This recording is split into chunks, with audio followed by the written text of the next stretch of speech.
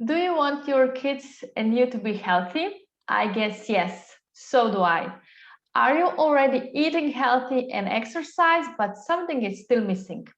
There is direct link between health and how our nervous system works. And that's why we're going to talk about why it's important to know how to calm down. I'm glad that I can talk about this with my husband Rok. He's a master of economic sciences, business coach, co-creator of Loving Mom, and student of body-oriented psychotherapy. Hi, Rok. Hello. What's the average operating human state today, if I can say so? Well, I guess that last year, especially last few months when the coronavirus quarantines and all that things hit us, that the average operating state of humans actually degraded quite a bit. So there were numerous countries around the world where physical movement was actually constrained. It was banned. You only had so many exits per day per week. Um, Added to that was the added stress due to uncertainties at job, um, homeschooling children, and all that. So I would say, and I would say that quite a lot of stress has been added in the last year on each of us. So, but prior to that, actually, the average operating state of human beings was not that great either. So we kind of live in a society where hard work matters, where grind matters, where actually starving yourself of attention is actually kind of a destiny for most of us. So if you're not very careful about it, you can easily find yourself in a state where you work most of the day and then come home exhausted and spend a little bit of your remaining time with your family, but actually without much energy and feeling drained. And that added across many months or years does not bode well for your body. But why is that so? Why can't we take care of ourselves better? Why are we constantly in a stress mode without even being aware of it? Yeah.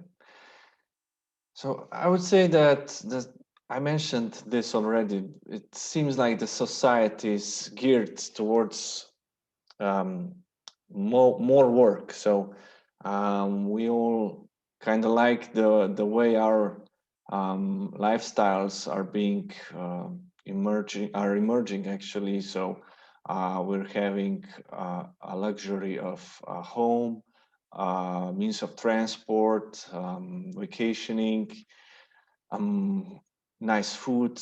So that's true for most of the Western world, right? So, but in order to achieve that and actually compare ourselves with peers, we need to constantly get in fights and compete with many other human beings at work, and that's one thing. Um, I would say the second issue is then that the added workload is being released via extensive body practice, like running a marathon or quite heavy practices or heavy lifting or something like that, with no attention to one's body. So my feeling is that many people that are near the burnout add to the strain of the body with engaging in athletic training or weightlifting or something like that that is not attuned to their needs actually. So it kind of relieves the body for a moment and releases the stress that is being loaded, that's being added through work, and there comes this physical strain that actually desensitizes the body. And actually, if one would look at the distance at that kind of individuals, one would see that they're actually adding to the stress of the body. And in the long run, or in the medium run, many of them actually get injured because the body can't actually take it. So I would say that the answer would be then that we are quite disconnected from our body and just operating at a mental state, doing our best, pushing hardly at work, and then maybe trying some physical exercises that are not really in a benefit to our body. Okay. But why are we disconnected from our body? Why don't we feel ourselves? Mm-hmm. Well, that takes some practice, and that takes some time, and time seems like it is rare, right? It's a rarity because we get bombarded at work. When we get or drive home, we are bombarded with information via social media. So we instantly turn on Facebook and Instagram and Snapchat and Viber and I don't know what more.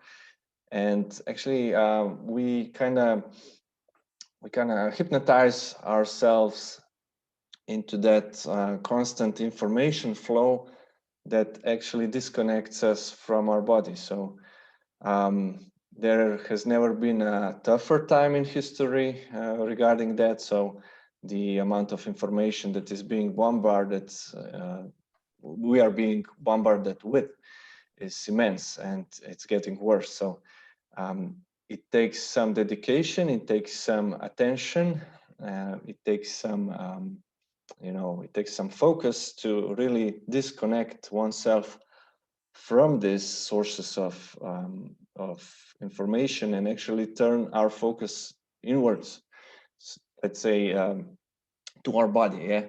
So and when this is achieved, then we can really start begin noticing what actually is needed for our body and ourselves to start calming down.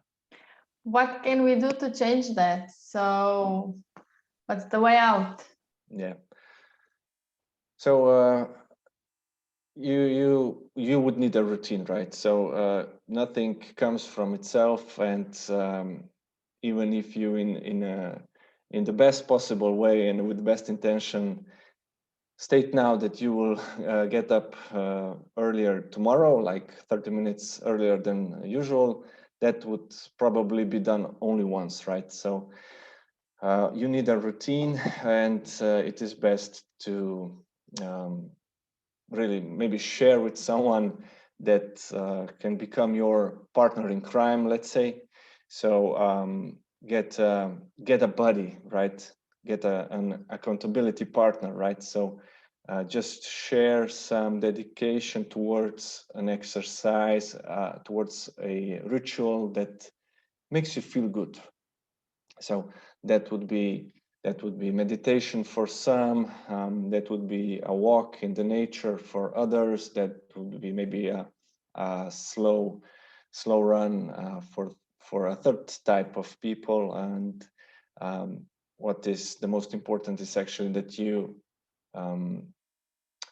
really find the best type of exercise for you, for your this specially dedicated time of yours, and get a partner to check in with you, right? So it's usually like that when a human being gets an accountability partner, things get done rather better than if there's nobody beside me, right?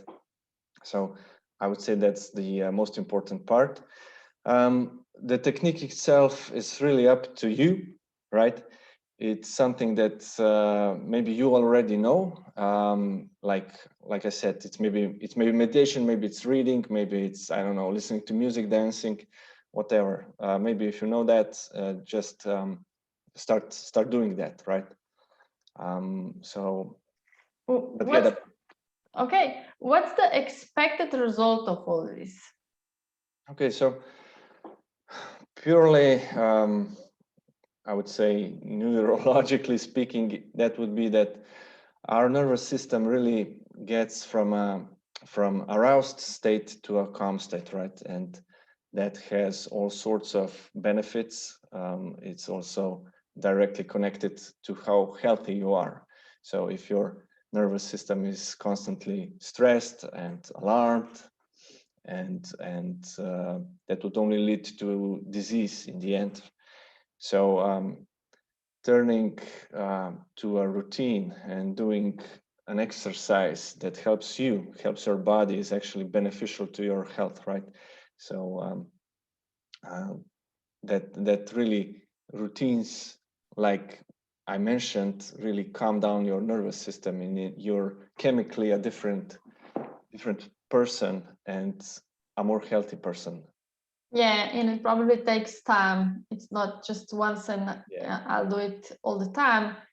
It takes a while that my body somehow lands in this new routine. That's right. That's right. Longevity is the key, and you really do yourself an immense good deed if you stay persistent in this, right? So it will be a challenge, like life always throws us a lemon right when we least expect, but let's make a lemonade out of that. So be consistent and really maybe try it out for a few months and see the result yourself.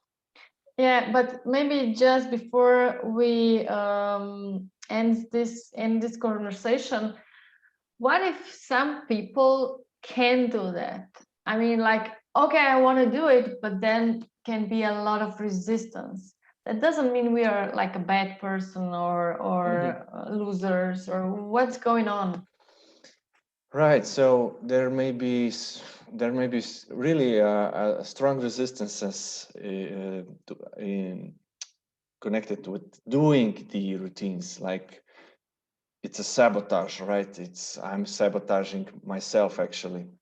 So what can be done in this instance is really to examine oneself's like state of mind, right? So this is best done with a psychotherapist because there are certain mind maps, right, that are being run in the background, and they originate from our past. They do us no good now, right? They were important when we were growing up. It's like if you imagine a situation in your primary family, right, with your parents, you learned something that helped you survive there. It's of no use now, probably, but it keeps getting you stuck. So these are quite complicated matters and not easily recognizable, right? So it would be best if you look into those with a psychotherapist, like an expert, right? And in many instances, that is the case.